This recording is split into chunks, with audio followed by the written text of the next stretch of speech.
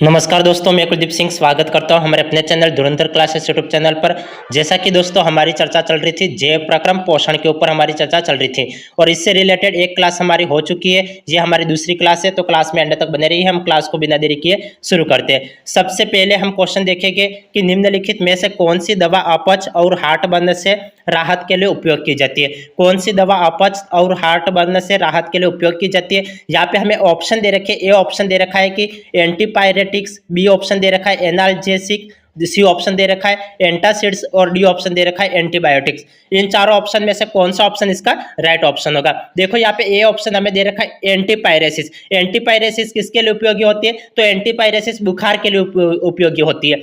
और B option हमें दे रखा है एनाल्जेसिक। एनाल्जेसिक किसके लिए उपयोगी होती है, तो एनाल्जेसिक दर्द के लिए उपयोगी होती है। और यहाँ पे एंटासिड्स, एंटासिड्स है वो अपच और हार्टबर्न से राहत के लिए उपयोग की जाती है। तो यहाँ पे हमें क्या दे रखा था, हमें क्वेश्चन में यही दे रखा था कि कौन सी दवा अपच और हार्टबर्न से राहत के लिए उपयोग की जाती है। तो इसका कौन सा ऑप्शन राइट होगा, सी ऑप्शन इसका करेक्ट ऑप्शन होगा, क्योंकि एंटासिड्स ही अपच और हार्टबर्न से राहत के लिए उपयोग की जाती है। जैसे इसका एग्जाम्पल देखें तो जैसे मिल्क ऑफ मैग्नीशियम होता है, मिल्क ऑफ मैग्नीशिया, ये अपच और हार्टबर्न से राहत के लिए उपयोग किए जाते हैं, क्योंकि ये पेट के अम्ल को निष्क्रिय करते हैं। अब डी ऑप्शन हमें दे रखा था एंटीबायोटिक्स। एंटीबायोटिक्स किसके लिए काम आती है, तो एंटीबायोटिक्स संक्रमण के लिए काम आती है। तो समझ में आ गया, चारों ऑप्शन मैंने समझा लिए कि अपच और हार्टबर्न से राहत के लिए कौन सी दवा उपयोग की जाती है, तो एंटासिड्स उपयोग की जाती है। एंटासिड्स जैसे मिल्क ऑफ मैग्नीशिया अपच और हार्टबर्न से राहत के लिए उपयोग किए जाते हैं, क्योंकि ये पेट के अम्ल को निष्क्रिय करते हैं। एंटीपायरेटिक्स ये बुखार के लिए उपयोग किया जाता है, एनाल्जेसिक दर्द के लिए उपयोग किया जाता है, और एंटीबायोटिक्स ये संक्रमण के लिए उपयोगी होती है। अब आगे क्वेश्चन देखेंगे। आगे 32वां क्वेश्चन देखिए। 32वें क्वेश्चन की हम चर्चा करते हैं। दांतों का इनेमल किससे बना होता है। दांतों का इनेमल किससे बना होता है, यहाँ पे ए ऑप्शन हमें दे रखा है कैल्शियम क्लोराइड, बी ऑप्शन दे रखा है कैल्शियम कार्बोनेट, सी ऑप्शन दे रखा है कैल्शियम फास्फेट और डी ऑप्शन दे रखा है कैल्शियम सल्फेट। तो दांतों का इनेमल किससे बना होता है, तो इसका ऑप्शन कौन सा ऑप्शन राइट होगा। जो दांतों का इनेमल यह मुख्य रूप से कैल्शियम फास्फेट से बना होता है। तो कैल्शियम फास्फेट हमें किस ऑप्शन में दे रखा है वो देखिए, कैल्शियम फास्फेट हमें सी ऑप्शन में दे रखा है, तो इसलिए इसका कौन सा ऑप्शन राइट होगा, सी ऑप्शन इसका राइट ऑप्शन होगा। क्योंकि दांतों का इनेमल किससे बना होता है, तो दांतों का इनेमल मुख्य रूप से कैल्शियम फास्फेट से बना होता है, विशेष रूप से हाइड्रोक्सी एपेटाइट के रूप में, जो इसे सबसे कठोर पदार्थ बनाता है। तो ये बात आपको ध्यान में रखना है कि दांतों का इनेमल किससे बना होता है, तो दांतों का इनेमल कैल्शियम फास्फेट से बना होता है। इसका सूत्र क्या होता है, तो CA3PO4 ये इसका सूत्र होता है। जैसे मैं यहाँ पे लिख लेता हूँ, सूत्र होता है CA3, यहाँ पे 3 ये इस तरीके से लिखना, PO4 और 2 इस तरीके से कोष्टक के बाहर 2 आता है। तो इस तरीके से ये कैल्शियम फास्फेट का सूत्र होता है कि CA3PO4 ये कैल्शियम फास्फेट का सूत्र होता है। तो दांतों का इनेमल किससे बना होता है, तो कैल्शियम फास्फेट से बना होता है।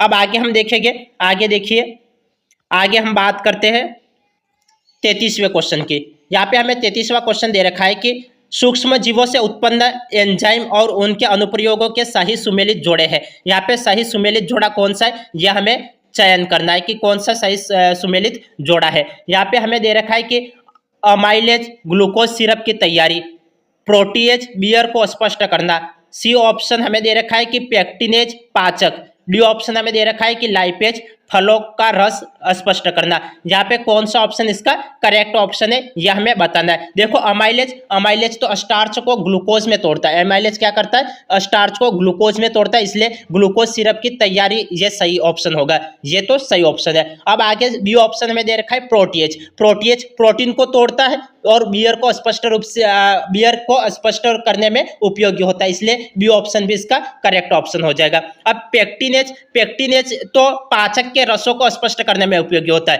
तो पेक्टिनेज तो क्या है, पाचक के पेक्टिनेज तो फलों के रसों को स्पष्ट करने में उपयोगी होता है। तो यहाँ पे तो पाचक दे रखा है, इसलिए ये तो गलत हो जाएगा, तो सी यहाँ पे गलत हो जाएगा। लाइपेज फलों का रस को स्पष्ट करना, देखो फलों के रस को कौन स्पष्ट करता है, तो पेक्टिनेज स्पष्ट करता है, लाइपेज थोड़ी करता है, तो ये भी गलत ऑप्शन हो जाएगा। तो राइट ऑप्शन कौन सा है, तो राइट ऑप्शन ए ऑप्शन इसका करेक्ट ऑप्शन है और बी ऑप्शन इसका करेक्ट ऑप्शन है। तो ए भी हमें किस ऑप्शन में दे रखा है, तो ए भी हमें बी ऑप्शन में दे रखा है, तो बी ऑप्शन इसका करेक्ट ऑप्शन है।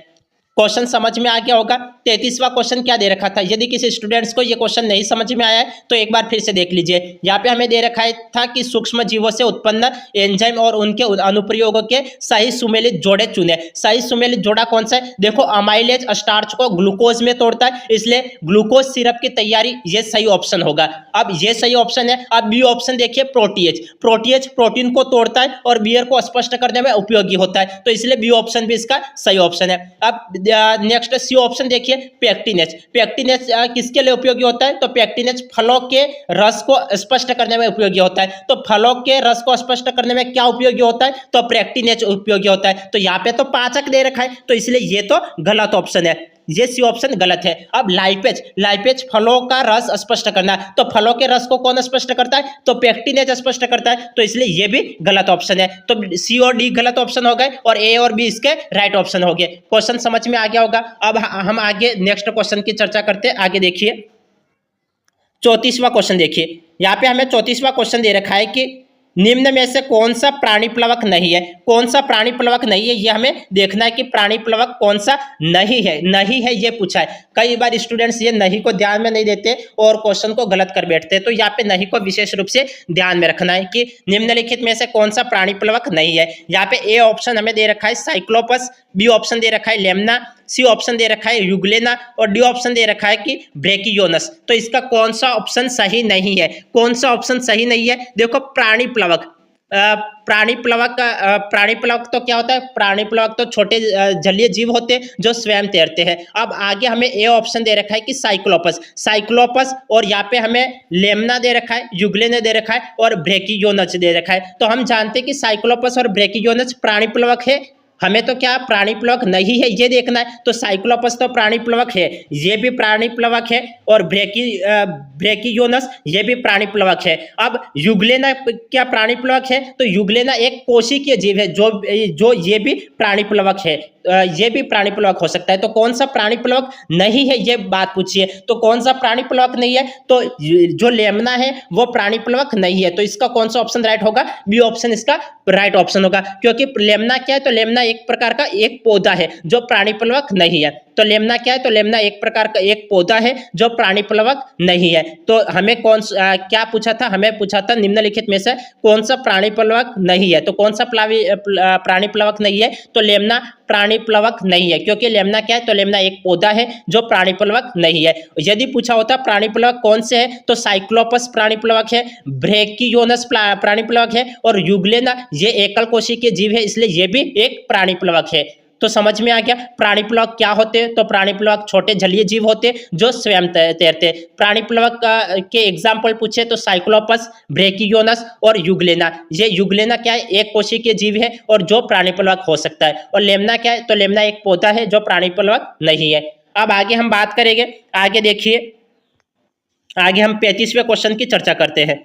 यहाँ पे 35वां क्वेश्चन देखिए, यहाँ पे हमें 35वां क्वेश्चन दे रखा है कि निम्नलिखित में से कौन सा मनुष्यों में दांतों का सूत्र है। मनुष्य में दांतों का सूत्र कौन सा है, ये हमें ध्यान में रखना है कि कौन सा दांतों का सूत्र है। हमें यहाँ पे दे रखा है कि 21-32 अपॉन में 21-32, यहाँ पे 23-12 अपॉन में 23-12, 32-12 अपॉन में 32-12 और 21-23 अपॉन में 21-23। तो दंत सूत्र क्या होता है, मैंने आपको दंत सूत्र बताया था कि मनुष्य का दंत सूत्र 21-23 अपॉन 21-23 होता है। इसमें 21 जो आगे के दो दे रखे वो तो दो तो कृंतक दांत होते हैं, एक रत्नक होता है, दो अग्र चर्वणक दांत होते हैं और 3 चर्वणक दांत होते हैं, वो भी प्रति जबड़े में। तो 21-23 हमें कहाँ दे रखा है, तो 21-23 हमें दे रखा है डी ऑप्शन में। तो डी ऑप्शन इसका कौन सा ऑप्शन राइट है, डी ऑप्शन, तो डी ऑप्शन इसका राइट राइट आंसर है। हमें पता है, देखो हमें क्वेश्चन क्या दे रखा है, हमें दे रखा है कि निम्नलिखित में से कौन सा मनुष्य में दांतों का सूत्र है। हम जानते हैं कि दांतों का सूत्र क्या होता है, 21-23 अपॉन में 21-23। तो यहाँ पे 21-23 ये ऊपर भी दे रखा है अंश में, और 21-23 हर में भी दे रखा है। यहाँ पे प्रति जबड़े की बात कर रहे हैं, तो यदि प्रति जबड़े में, तो देखो 21-23 दांत ऊपर होते हैं और 21-23 नीचे होते हैं। 21-23 यहाँ पे दो दांत कौन से होते हैं यहाँ पे दो दांत कौन से होते हैं, तो दो दांत कृंतक दांत होते हैं। जिसमें दो दांत क्या होते हैं, तो दो दांत कृंतक दांत होते हैं। जो एक लिखा है, एक तो रदनक दांत होता है, दो क्या है, तो दो अग्र चर्वणक दांत है, और तीन क्या है, तो तीन चर्वणक दांत है, वो भी प्रति जबड़े में है। और यहाँ पे प्रति जबड़े में ऊपर के एक जबड़े की बात कर रहे तब तो हम उसमें 2 का गुणा करेंगे, और दोनों जबड़ों की बात कर रहे तब उसमें 4 का गुणा करेंगे। तो ये कुछ तरीका मैंने कल की क्लास में भी आपको बता रखा था दांतों के बारे में।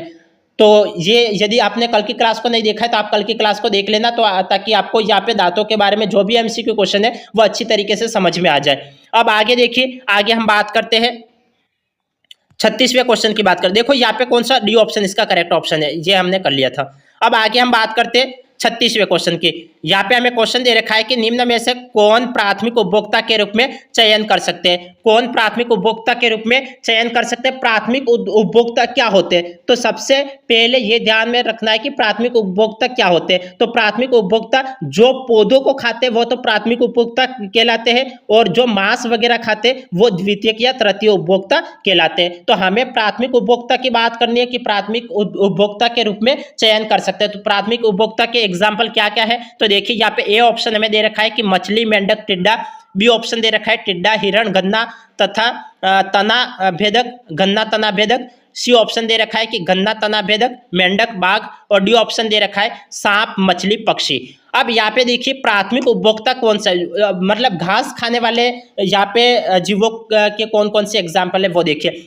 मछली, मेंढक और टिड्डा। देखो मछली किस में आ जाएगी, मछली है, मेंढक है और टिड्डा है, तो ये तो किस में आ जाएंगे, द्वितीय उपभोक्ता में आ जाएंगे। तो ये तो गलत ऑप्शन हो जाएगा, तो ये ए ऑप्शन गलत कर लो। यहाँ पे टिड्डा, हिरण, गन्ना, तना भेदक। तो टिड्डा, हिरण, गन्ना, तना भेदक, तो ये तो सारे शाकाहारी है। देखो टिड्डा है वो भी घास खाता है, हिरण भी घास खाता है, और गन्ना तना भेदक तो ये भी घास खाता है, ये भी एग्जाम्पल घास का शाकाहारी एग्जाम्पल है। तो यहाँ पे ए ऑप्शन, बी ऑप्शन इसका करेक्ट हो सकता है। अब आगे देखिए, गन्ना तना भेदक, मेंढक, बाघ।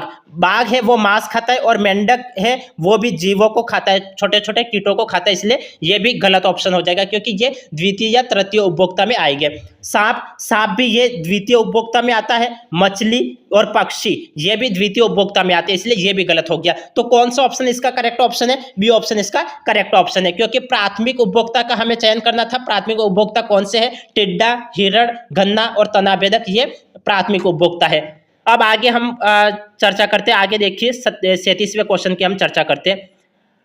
ये देखिए 37वां क्वेश्चन, हमें यह क्वेश्चन दे रखा है कि सूची 1 के साथ सूची 2 का मिलान कीजिए। हमें सूची 1 के साथ सूची 2 का मिलान करना है कि यहाँ पे हमें ए दे रखा है ग्रास नली, बी दे रखा है अमाशय, सी दे रखा है अग्नाशय और डी दे रखा है पित्ताशय।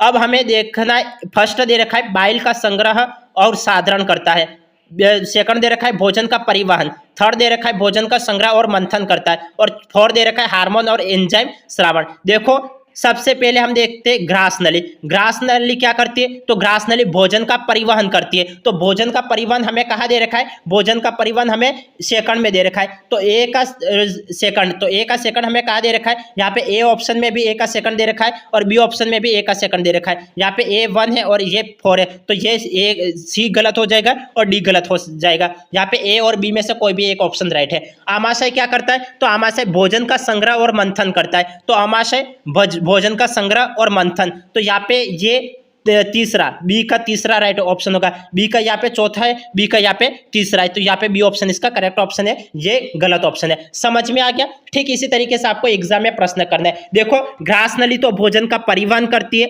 आमाशय भोजन का संग्रह और मंथन करता है, अग्नाशय हार्मोन और एंजाइम स्रावित करता है, और पित्ताशय बाइल का संग्रह और साधारण करता है। तो इसका कौन सा ऑप्शन है, देखो मैं अलग अलग पेन से दर्शा लेता हूं ताकि आपको अच्छे से समझ में आ जाए। सबसे पहले देखिए ग्रास नली क्या करती है, तो ग्रास नली भोजन का परिवहन करती है। ग्रास नली क्या करती है, तो भोजन का परिवहन करती है। अब नेक्स्ट देखिए सेकंड आमाशय क्या करता है? तो आमाशय भोजन का संग्रह और मंथन करता है। तो भोजन का संग्रह और मंथन कहाँ दे रखा है? थर्ड में दे रखा है। तो यहाँ पे आमाशय क्या करता है? भोजन का संग्रह और मंथन करता है। अब नेक्स्ट देख लीजिए अग्नाशय। अग्नाशय क्या करता है? तो अग्नाशय हार्मोन और एंजाइम स्रावित करता है। तो हार्मोन और एंजाइम ये हमें कहाँ दे रखा है? ये हमें चौथे में दे रखा है। तो अग्नाशय का यहाँ पे चौथा इसका राइट आंसर है। अब नेक्स्ट देखिए पित्ताशय। पित्ताशय क्या करता है? तो यहाँ पे पित्ताशय क्या करता है? तो पित्ताशय देखिए, पित्ताशय बाइल का संग्रह और सांद्रण करता है। तो बाइल का संग्रह और सांद्रण यहाँ पे ये फर्स्ट में दे रखा था। तो ये समझ में आ गया होगा। ग्रास नली भोजन का परिवहन करती है। आमाशय, तो आमाशय भोजन का संग्रह और मंथन करता है। अग्नाशय हार्मोन और एंजाइम स्रावण करता है। और पित्ताशय बाइल का संग्रह और सांद्रण करता है। अब आगे देखिए, आगे हम बात करते हैं 38वें क्वेश्चन की। यहाँ पे 38वां क्वेश्चन हमें दे रखा है कि जैविक पदार्थ का केचुओं की सहायता से खाद में बदलना क्या कहलाता है? तो जैविक पदार्थ का केचुओं की सहायता से खाद में बदलना क्या कहलाता है? हमें यहाँ पे ए ऑप्शन दे रखा है अपघटन, बी ऑप्शन दे रखा है खाद डालना, सी ऑप्शन दे रखा है वर्मी कंपोस्टिंग और डी ऑप्शन दे रखा है कंपोस्टिंग। तो इसका राइट ऑप्शन क्या होगा? जैविक पदार्थ का केचुओं की सहायता से खाद में बदलना क्या कहलाता है? तो वर्मी कंपोस्टिंग कहलाता है। तो वर्मी कंपोस्टिंग ये हमें कहाँ दे रखा है? सी ऑप्शन में दे रखा है। तो सी ऑप्शन इसका करेक्ट ऑप्शन है। क्या कहलाता है? वर्मी कंपोस्टिंग कहलाता है। तो वर्मी कंपोस्टिंग सी ऑप्शन में दे रखा है। तो सी ऑप्शन इसका क्या राइट ऑप्शन है, क्योंकि वर्मी कंपोस्टिंग केचुओं की सहायता से जैविक पदार्थों को खाद में बदलने की एक प्रक्रिया है। केचुओं को किसान के मित्र के रूप में जाना जाता है और केचुए मिट्टी को पलटकर पॉली करते हैं और मृत जीवों से ह्यूमस बनाकर मिट्टी में मिलाते हैं। तो इसलिए इसका कौन सा ऑप्शन राइट है? सी ऑप्शन इसका करेक्ट ऑप्शन है। आगे हम बात करेंगे 39वें क्वेश्चन की। यहाँ पे 39वां क्वेश्चन हमें क्या दे रखा है? तो हम देखते हैं 39वें क्वेश्चन के ऊपर चर्चा कर लेते हैं। ये देखिए 39वां क्वेश्चन। यहाँ पे 39वां क्वेश्चन हमें दे रखा है कि स्वस्थ बैक्टीरिया जो जठरांत्र नली में बी कॉम्प्लेक्स विटामिन को संश्लेषित करता है वह कौन सा है? तो इसका राइट ऑप्शन देखिए, यहाँ पे हमें ऑप्शन दे रखा है कि ए ऑप्शन दे रखा है बेसिलस सीरियस, बी ऑप्शन दे रखा है बिफिडोबैक्टीरिया, सी ऑप्शन दे रखा है ई कोलाई और डी ऑप्शन दे रखा है स्टेफाइलोकोकस ओरियस। तो इसका कौन सा ऑप्शन राइट है? स्वस्थ बैक्टीरिया जो जठरांत्र नली में बी कॉम्प्लेक्स विटामिन को संश्लेषित करता है वह कौन सा है? तो वह कौन सा है? तो ये देखिए, तो इसका कौन सा ऑप्शन राइट होगा? यहाँ पे हमें दे रखा है बेसिलस सीरियस।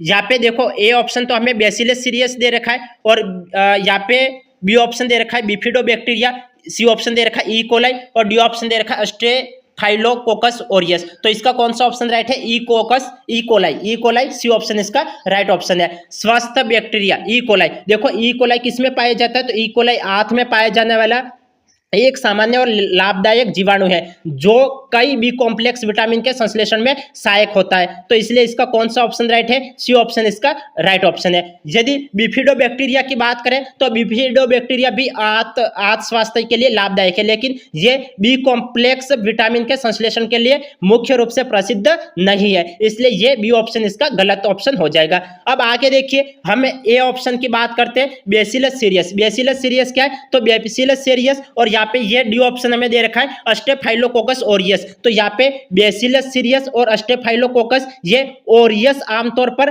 खाद्य जनित बीमारी और संक्रमण से जुड़े होते हैं, ये बैक्टीरिया संश्लेषण में नहीं जुड़े होते, इसलिए ये गलत ऑप्शन हो जाएगा। तो बेसिलस सीरियस भी इसका गलत ऑप्शन हो गया, स्टेफाइलोकोकस ओरियस भी गलत ऑप्शन हो गया और बिफिडोबैक्टीरिया भी इसका गलत ऑप्शन होगा। तो सही ऑप्शन कौन सा? E coli. ई कोलाई आंत में पाए जाने वाला एक सामान्य और लाभदायक जीवाणु है जो कई बी कॉम्प्लेक्स विटामिन के संश्लेषण में सहायक होता है। तो विटामिन के संश्लेषण में सहायक होने वाले ही हमें पूछा था, तो यहाँ पे सी ऑप्शन इसका करेक्ट ऑप्शन है। जबकि जो बेसिलस सीरियस और बिफिडोबैक्टीरिया और स्टेफाइलोकोकस ओरियस ये विटामिन संश्लेषण में काम नहीं आते, तो यहाँ पे ये ऑप्शन गलत हो जाएंगे। अब आगे हम बात करते हैं 40वें क्वेश्चन की। यहाँ पे हम 40वें क्वेश्चन की चर्चा करते हैं। 40वां क्वेश्चन हमें दे रखा है कि एक खाद्य श्रृंखला में निम्नलिखित में से किसकी संख्या सर्वाधिक है? तो किसकी संख्या सर्वाधिक होती है, यह हमें बात करनी है, किसकी संख्या सर्वाधिक होती है। यहाँ पे हमें ए ऑप्शन दे रखा है उत्पादक, बी ऑप्शन दे रखा है प्राथमिक उपभोक्ता, सी ऑप्शन दे रखा है द्वितीयक उपभोक्ता और डी ऑप्शन दे रखा है अपघटक। तो इसका कौन सा ऑप्शन राइट ऑप्शन होगा? क्योंकि हमें यहाँ पे दे रखा है कि एक खाद्य श्रृंखला में निम्नलिखित में से किसकी संख्या सर्वाधिक होती है। किसकी संख्या सर्वाधिक होती है? किसकी संख्या सर्वाधिक होती है, तो हम जानते हैं अपघटक की संख्या सर्वाधिक होती है। तो अपघटक हमें कहाँ दे रखा है, यह हमें डी ऑप्शन में दे रखा है, तो डी ऑप्शन इसका राइट ऑप्शन होगा, क्योंकि खाद्य श्रृंखला में अपघटक की संख्या सर्वाधिक होती है। क्यों, क्योंकि ये जीव जैसे बैक्टीरिया और कवक हर प्रकार के मृत जैविक पदार्थों को विघटित करते हैं और पोषक तत्वों को मिट्टी में वापस करते हैं। तो इसलिए इसका कौन सा ऑप्शन राइट होगा, डी ऑप्शन इसका राइट ऑप्शन होगा। उत्पादक क्या है, तो यहाँ पे ए ऑप्शन हमें उत्पादक दे रखा है, तो उत्पादक की बायोमास अधिक मानी जाती है, जबकि संख्या में सूक्ष्म जीव अपघटन सर्वाधिक है। तो इसलिए यहाँ पे ये तो उत्पादक में तो ये तो गलत हो जाएगा, प्राथमिक उपभोक्ता भी गलत हो जाएगा, द्वितीय उपभोक्ता भी गलत हो जाएगा, जबकि इसका कौन सा ऑप्शन राइट, हमें सर्वाधिक संख्या की बात करनी है। देखो यहाँ पे ए बी सी क्यों गलत हुए, क्योंकि उसकी सर्वाधिक यहाँ पे हमें सवाल यह पूछा हुआ था कि एक खाद्य श्रृंखला में निम्नलिखित में से किसकी संख्या सर्वाधिक होती है, तो हम जानते हैं कि अपघटक की संख्या सर्वाधिक होती है। अपघटक में क्या क्या आ गया, तो अपघटक में जीव आ गए, बैक्टीरिया आ गए, कवक आ गए और हर प्रकार के मृत जैविक पदार्थ विघटित करते हैं। तो इसलिए इसका कौन सा ऑप्शन राइट ऑप्शन है, अपघटक इसका राइट ऑप्शन है। अब आगे हम बात करेंगे, आगे बात करते हैं 41वें क्वेश्चन की। 41वां क्वेश्चन देखिए, ये देखिए 41वां क्वेश्चन हमें दे रखा है कि पारिस्थितिकी तंत्र में दो अवयव होते हैं। पारिस्थितिकी तंत्र में दो अवयव होते हैं, कौन कौन से होते हैं? पहला ए ऑप्शन हमें दे रखा है पौधे एवं जंतु, बी ऑप्शन दे रखा है पेड़ एवं कवक, सी ऑप्शन दे रखा है जैविक एवं अजैविक और डी ऑप्शन दे रखा है मनुष्य एवं पहाड़। तो इसका कौन सा ऑप्शन राइट ऑप्शन होगा? पारिस्थितिकी तंत्र में दो अवयव होते हैं, कौन से होते हैं? तो पारिस्थितिकी तंत्र में जैविक एवं अजैविक होते हैं। तो जैविक एवं अजैविक ये हमें सी ऑप्शन में दे रखा है, तो सी ऑप्शन इसका करेक्ट ऑप्शन है। क्यों? क्योंकि जैविक में क्या क्या आते हैं, तो जैविक में जीवित पौधे और जंतु आते हैं, और अजैविक में क्या होते हैं? अजैविक में जल और वायु ये अजैविक में आते हैं। तो ये दोनों शामिल होते हैं, पारिस्थितिकी तंत्र में पौधे और जंतु भी शामिल होते हैं, जल और वायु भी शामिल होते हैं। इसलिए इसका कौन सा ऑप्शन राइट है? पारिस्थितिकी तंत्र में दो अवयव कौन से होते हैं? जैविक एवं अजैविक होते हैं। तो इसका सी ऑप्शन इसका करेक्ट ऑप्शन है। आगे हम बात करेंगे नेक्स्ट 42वें क्वेश्चन की। यहाँ पे हमें 42वां क्वेश्चन दे रखा है कि दूध प्रोटीन के पाचन के लिए दिए गए एंजाइमों में कौन सा जिम्मेदार है? कौन सा जिम्मेदार है? हमें ए ऑप्शन दे रखा है रेनिन, बी ऑप्शन दे रखा है पेप्सिन, सी ऑप्शन दे रखा है ट्रिप्सिन और डी ऑप्शन दे रखा है एरेप्सिन। तो इसका कौन सा ऑप्शन राइट ऑप्शन है? दूध प्रोटीन के पाचन के लिए दिए गए एंजाइमों में से कौन सा जिम्मेदार है? तो यहाँ पे ए ऑप्शन में दे रखा है रेनिन। रेनिन तो दूध प्रोटीन को पचाने के लिए जिम्मेदार एंजाइम है। तो यहाँ पे इसका कौन सा ऑप्शन राइट ऑप्शन होगा? ए ऑप्शन इसका राइट ऑप्शन होगा। क्यों? क्योंकि देखो रेनिन है वो दूध प्रोटीन को पचाने के लिए जिम्मेदार एंजाइम है, जो शिशुओं के पेट में दूध को जमाकर पाचन में मदद करता है। तो इसलिए इसका कौन सा राइट ऑप्शन होगा? यहाँ पे ए ऑप्शन इसका राइट ऑप्शन होगा। यदि हम पेप्सिन, ट्रिप्सिन और एरेप्सिन की बात करें तो एरेप्सिन है वो पेप्टाइड को अमीनो अम्ल में तोड़ता है। तो इसलिए ये तो गलत ऑप्शन हो जाएगा, ये भी गलत हो जाएगा, ये भी गलत ऑप्शन हो जाएगा। तो राइट ऑप्शन कौन सा होगा? दूध प्रोटीन के पाचन के लिए दिए गए एंजाइमों में से कौन सा जिम्मेदार है? तो रेनिन जिम्मेदार है, रेनिन जिम्मेदार है। अब आगे हम बात करते हैं नेक्स्ट 43वें क्वेश्चन की हम चर्चा करते हैं। यहाँ पे हमें 43वां क्वेश्चन क्या दे रखा है? तो देखिए 43वें क्वेश्चन, 2 मिनट, 43वें क्वेश्चन देखिए, ये देखिए, ये 43वें क्वेश्चन की हम चर्चा करते हैं कि प्रकाश संश्लेषित सक्रिय विकिरण का कितना प्रतिशत पौधों द्वारा ग्रहण किया जाता है? प्रकाश संश्लेषित सक्रिय विकिरण का कितना प्रतिशत पौधों द्वारा ग्रहण किया जाता है? कितना प्रतिशत पौधों द्वारा ग्रहण किया जाता है, यह हमें देखना है। यहाँ पे ए ऑप्शन हमें दे रखा है 2 से 5%, बी ऑप्शन हमें दे रखा है 2 से 15%, सी ऑप्शन दे रखा है 5 से 10% और डी ऑप्शन हमें दे रखा है 2 से 10%। तो इसका कौन सा ऑप्शन राइट ऑप्शन होगा? तो आपके हिसाब से आप देखिए इसका कौन सा ऑप्शन राइट होगा? प्रकाश संश्लेषित सक्रिय विकिरण का कितना प्रतिशत पौधों द्वारा ग्रहण किया जाता है? तो कितना प्रतिशत पौधों द्वारा ग्रहण किया जाता है? तो पौधे सूर्य के प्रकाश संश्लेषित सक्रिय विकिरण का हमेशा 2 से 10% ही ग्रहण करते हैं। तो 2 से 10% कहाँ दे रखा है? तो 2 से 10% हमें डी ऑप्शन में दे रखा है। तो डी ऑप्शन इसका करेक्ट ऑप्शन है, क्योंकि प्रकाश संश्लेषित सक्रिय विकिरण का कितना प्रतिशत पौधे द्वारा ग्रहण किया जाता है? तो 2 से 10% ग्रहण किया जाता है। तो 2 से 10% हमें किस ऑप्शन में दे रखा है? या हमें डी ऑप्शन में दे रखा है। तो डी ऑप्शन इसका राइट ऑप्शन है, जो हमेशा 400 से 700 नैनोमीटर तरंगदैर्ध्य रेंज में प्रकाश संश्लेषण के लिए उपयोगी होता है। तो इसलिए इसका प्रतिशत कितना होगा? 2 से 10%। अब आगे देखिए, आगे हम बात करते हैं 44वें क्वेश्चन की। यहाँ पे हमें 44वां क्वेश्चन दे रखा है कि प्रकाश संश्लेषण के दौरान कार्बन डाइऑक्साइड का कार्बोहाइड्रेट में परिवर्तन किसके अभिक्रिया से होता है। तो किसके अभिक्रिया से होता है, यहाँ पे हमें ए ऑप्शन दे रखा है ऑक्सीकरण, बी ऑप्शन हमें दे रखा है अपचयन, सी ऑप्शन हमें दे रखा है विश्लेषण और डी ऑप्शन दे रखा है जल अपघटन। तो इसका कौन सा ऑप्शन राइट है? प्रकाश संश्लेषण के दौरान कार्बन डाइऑक्साइड का कार्बोहाइड्रेट में परिवर्तन किसके अभिक्रिया से होता है। तो किसके अभिक्रिया से होता है, तो इसका कौन सा ऑप्शन राइट होगा? बी ऑप्शन इसका करेक्ट ऑप्शन होगा, अपचयन। अपचयन इसका राइट ऑप्शन होगा। क्यों? क्योंकि प्रकाश संश्लेषण के दौरान कार्बन डाइऑक्साइड का कार्बोहाइड्रेट में परिवर्तन किससे होता है? तो अपचयन अभिक्रिया द्वारा होता है। देखो हमने अभिक्रिया तो पढ़ी हुई है, जैसे हम पढ़ते थे, जैसे हम देखते थे सूर्य का प्रकाश जब पौधों के ऊपर होता है तो पत्तियां कैसे भोजन बनाती है, कैसे कार्बन डाइऑक्साइड वगैरह ग्लूकोज में परिवर्तित होते हैं, कैसे जल निकलता है। तो ये हमने सभी देखा था। तो हम छोटी क्लासों में छठी से ये सब कुछ पढ़ते आ रहे हैं। तो प्रकाश संश्लेषण के दौरान कार्बन डाइऑक्साइड का कार्बोहाइड्रेट में परिवर्तन किसके अभिक्रिया से होता है? तो अपचयन द्वारा होता है। क्यों? क्योंकि प्रकाश संश्लेषण के दौरान कार्बन डाइऑक्साइड का कार्बोहाइड्रेट में परिवर्तन अपचयन अभिक्रिया द्वारा होता है, जिसमें कार्बन डाइऑक्साइड को ग्लूकोज में परिवर्तित करने के लिए इलेक्ट्रॉनों का उपयोग होता है। तो इसका कौन सा ऑप्शन राइट है? बी ऑप्शन इसका करेक्ट ऑप्शन है। यदि ऑक्सीकरण की बात की जाए तो यहाँ पे ए ऑप्शन हमें ऑक्सीकरण दे रखा है, तो ऑक्सीकरण में इलेक्ट्रॉनों की हानि होती है, इसलिए ये तो गलत ऑप्शन हो गया। अब यहाँ पे विश्लेषण दे रखा है और जल अपघटन दे रखा है। तो विश्लेषण और जल अपघटन दे रखा है, तो ये जल अपघटन है वो तो प्रकाश संश्लेषण की प्रारंभिक प्रक्रिया है। ये कार्बन डाइऑक्साइड के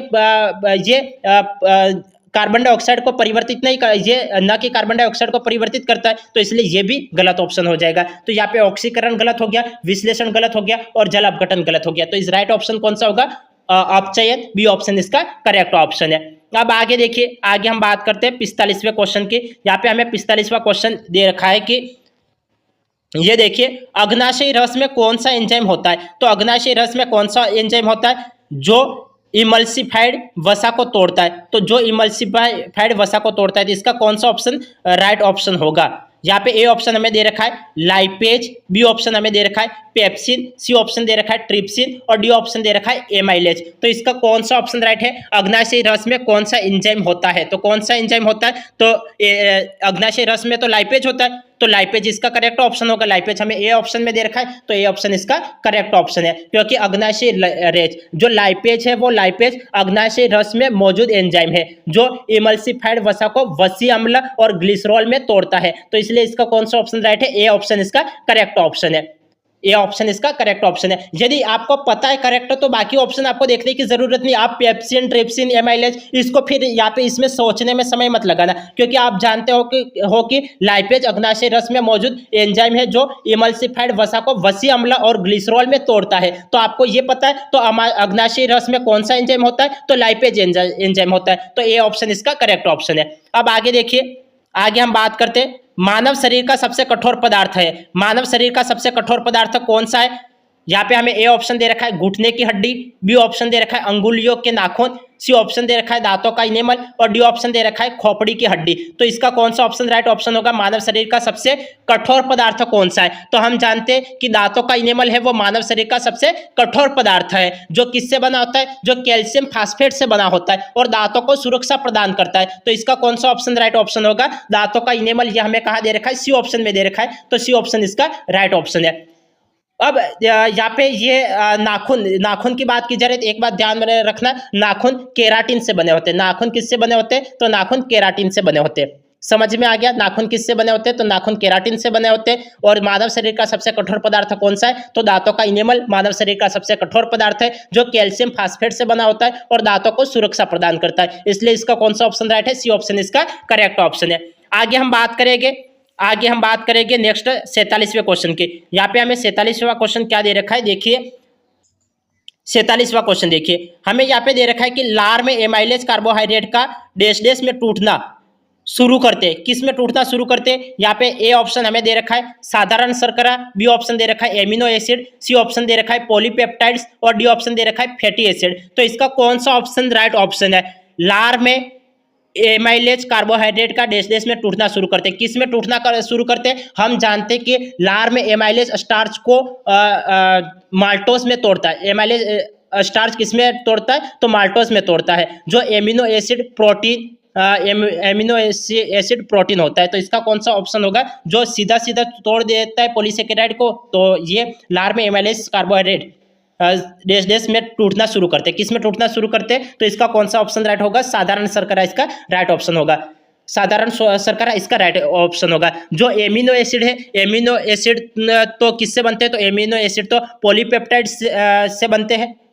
एमिनो एसिड तो किससे बनते हैं, पॉलीपेप्टाइड से बनते हैं।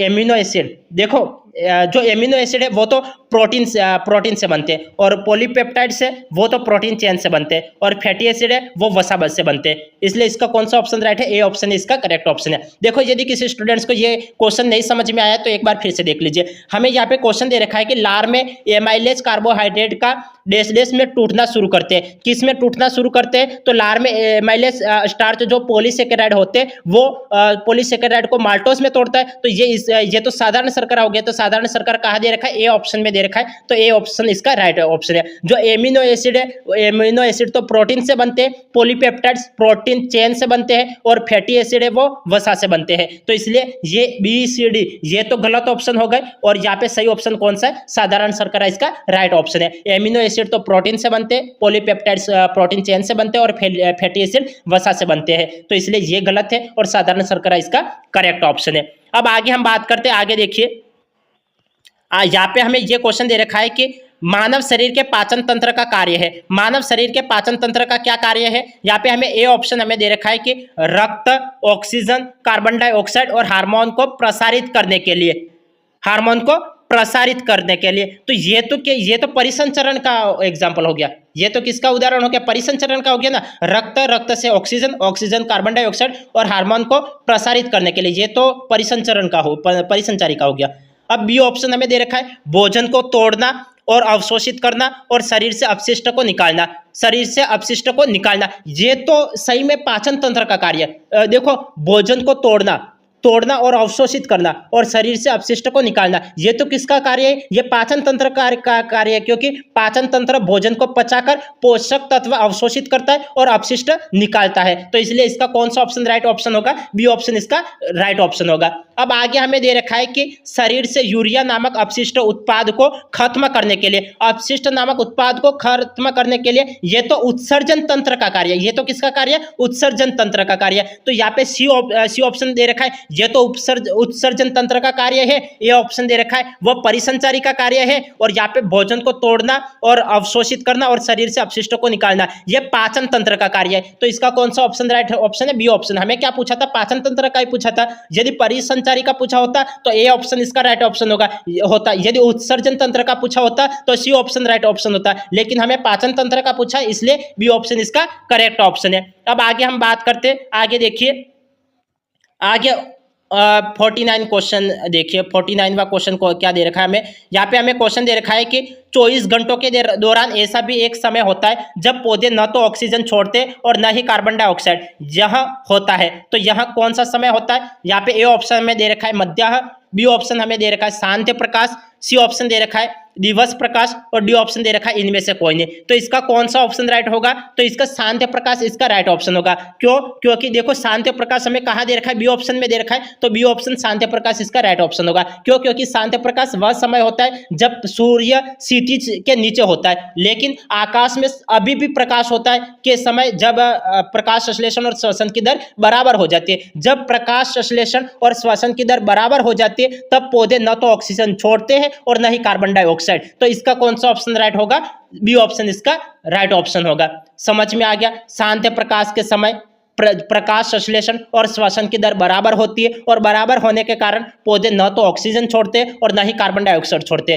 तब ये इसका कौन सा ऑप्शन राइट है, बी ऑप्शन इसका करेक्ट ऑप्शन है।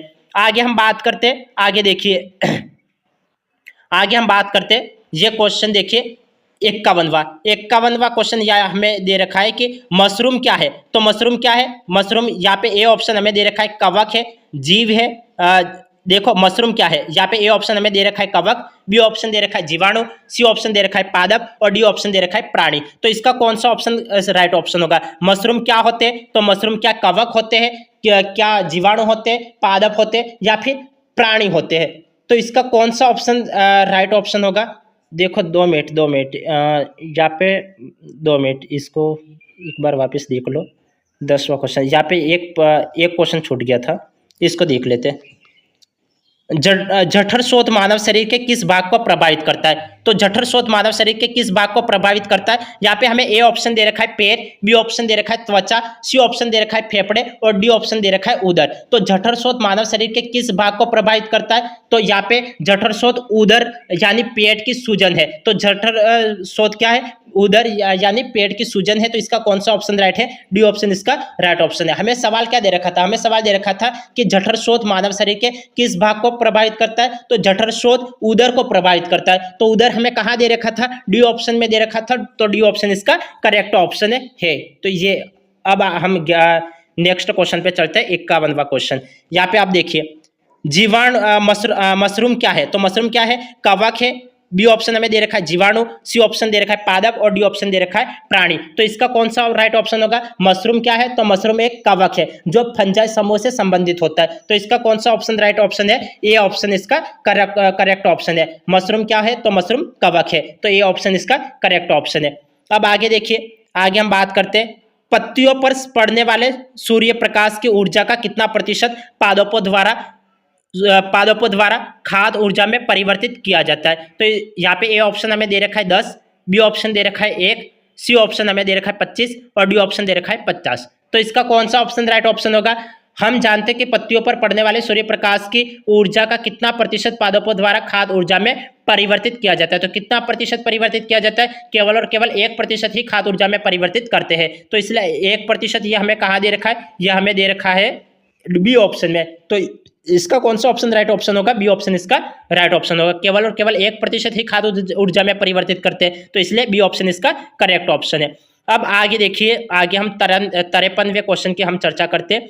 53वां क्वेश्चन हमें क्या दे रखा है कि आमाशय का प्रोटीन लय एंजाइम है। आमाशय का प्रोटीन लय एंजाइम कौन सा है? यहाँ पे ए ऑप्शन हमें दे रखा है पेप्सिन, बी ऑप्शन हमें दे रखा है पित्त, सी ऑप्शन दे रखा है लैक्टेज और डी ऑप्शन दे रखा है एमाइलेज। तो इसका कौन सा ऑप्शन राइट ऑप्शन होगा? आमाशय का प्रोटीन लय एंजाइम है। तो प्रोटीन लय एंजाइम कौन सा है? तो पेप्सिन है। क्यों? क्योंकि पेप्सिन है वो आमाशय को प्रोटीन लय एंजाइम, जो पेप्सिन आमाशय का प्रोटीन लय एंजाइम है जो प्रोटीन को पेप्टोन में तोड़ता है। तो इसलिए इसका कौन सा ऑप्शन राइट है? इसका ए ऑप्शन इसका राइट ऑप्शन है। तो ए ऑप्शन पेप्सिन इसका करेक्ट ऑप्शन है। यदि हम बात करें लैक्टेज, तो लैक्टेज तो लैक्टोज के पाचन करते हैं और एमाइलेज की बात करें तो एमाइलेज स्टार्च का पाचन करते हैं। तो एमाइलेज तो स्टार्च का पाचन करते हैं, लैक्टेज है वो लैक्टोज का पाचन करते हैं। इसलिए ये पित्त, लैक्टेज और एमाइलेज ये तो गलत हो जाएगा। आमाशय का प्रोटीन लय एंजाइम तो पेप्सिन इसका राइट ऑप्शन होगा, क्योंकि पेप्सिन आमाशय को प्रोटीन लय एंजाइम, पेप्सिन है वो आमाशय का प्रोटीन लय एंजाइम है जो प्रोटीन को पेप्टोन में तोड़ता है। इसलिए इसका ए ऑप्शन इसका करेक्ट ऑप्शन है। अब आगे देखिए, आगे हम बात करते हैं निम्नलिखित में से कौन सा प्रकाश संश्लेषण के दौरान होता है? निम्नलिखित में से कौन सा प्रक्रम प्रकाश संश्लेषण के दौरान होता है? प्रकाश संश्लेषण के दौरान कौन सा प्रक्रम होता है? यहाँ पे ए ऑप्शन हमें दे रखा है कार्बोहाइड्रेट का कार्बन डाइऑक्साइड में अपचयन, बी ऑप्शन हमें दे रखा है प्रकाश ऊर्जा का रासायनिक ऊर्जा में रूपांतरण, सी ऑप्शन हमें दे रखा है क्लोरोफिल द्वारा प्रकाश ऊर्जा का उत्सर्जन और डी ऑप्शन दे रखा है हाइड्रोजन और ऑक्सीजन का जल में रूपांतरण। तो इसका कौन सा ऑप्शन राइट ऑप्शन होगा? हम जानते हैं कि प्रकाश संश्लेषण में पौधे प्रकाश ऊर्जा को अवशोषित कर उसे रासायनिक ऊर्जा में बदलते हैं, तो रासायनिक ऊर्जा में बदलते हैं। तो इसका कौन सा ऑप्शन राइट ऑप्शन होगा? बी ऑप्शन इसका राइट ऑप्शन होगा, क्योंकि प्रकाश संश्लेषण में पौधे प्रकाश ऊर्जा को अवशोषित करके रासायनिक ऊर्जा में बदलते हैं। इसलिए इसका बी ऑप्शन इसका करेक्ट ऑप्शन है। ये इसका बी ऑप्शन करेक्ट ऑप्शन है। एक गलत हो जाएगा, क्यों गलत हो जाएगा? क्योंकि कार्बोहाइड्रेट का अपचयन नहीं होता है बल्कि कार्बन डाइऑक्साइड से ग्लूकोज बनता है, इसलिए ए ऑप्शन गलत हो जाएगा। सी ऑप्शन भी गलत हो जाएगा। क्यों? क्योंकि सी ऑप्शन क्यों गलत होगा? क्योंकि क्लोरोफिल प्रकाश ऊर्जा का उत्सर्जन नहीं करता है बल्कि उसे अवशोषित करता है, इसलिए सी ऑप्शन भी गलत हो जाएगा। अब यहाँ पे डी ऑप्शन दे रखा है हाइड्रोजन और ऑक्सीजन का जल में रूपांतरण, तो ये भी गलत हो जाएगा। क्यों? क्योंकि जल का विघटन हाइड्रोजन और ऑक्सीजन में होता है, न कि उसका संयोजन होता है। तो इस यहाँ पे यहाँ पे ये हाइड्रोजन और ऑक्सीजन का जल में रूपांतरण दे रखा है, इसलिए ये गलत हो जाएगा, क्योंकि जल का विघटन हाइड्रोजन और ऑक्सीजन में होता है, तो हाइड्रोजन और ऑक्सीजन में होता है, ऑक्सीजन में होता है, ना कि उसका संयोजन होता है, इसलिए ये भी गलत हो जाएगा। अब आगे हम देखते हैं, आगे देखते हैं हम 55वें क्वेश्चन के ऊपर चर्चा करते हैं। 55वां क्वेश्चन हमें क्या दे रखा है,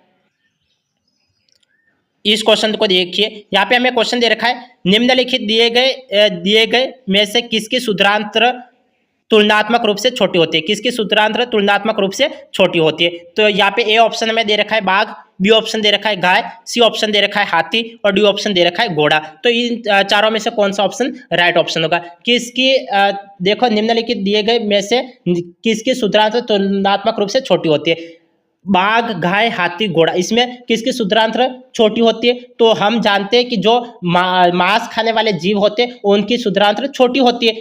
तो क्यों? क्योंकि जैसे मांस खाने वाले जीव होते हैं, जो मांसाहारी जीव होते हैं, उनकी जो छोटी अपेक्षाकृत छोटी होती है। क्यों? क्योंकि मांस आसानी से पच जाता है। और गाय, हाथी और घोड़ा है वो तो शाकाहारी जीव है, जिनकी छोटी आंत लंबी होती है कि ताकि पौधों का पाचन कर सके। तो इसलिए ये तो क्या हो जाएगा, बाघ इसका करेक्ट ऑप्शन हो जाएगा, क्योंकि बाघ की छोटी होती है। तो ए ऑप्शन इसका करेक्ट ऑप्शन है। सवाल यहाँ पे क्वेश्चन समझ में आ गया होगा। यहाँ पे हमें क्या दे रखा था? हमें दे रखा था निम्नलिखित दिए गए में से किसकी शुद्धांत्र तुलनात्मक रूप से छोटी होती है? तो बाघ की छोटी होती है, क्योंकि बाघ तो क्या खाता है, मांस खाता है, और मांस खाने वाले जीवों की शुद्धांत्र जो छोटी आंत होती है वो तो छोटी होती है। क्यों? क्योंकि मांस तो आसानी से पच जाता है। तो यहाँ पे ए ऑप्शन इसका करेक्ट ऑप्शन होगा।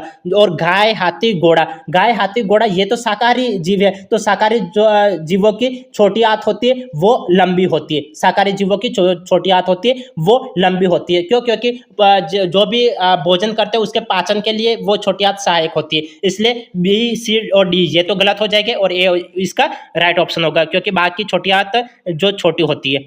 अब आगे हम बात करते हैं नेक्स्ट क्वेश्चन की।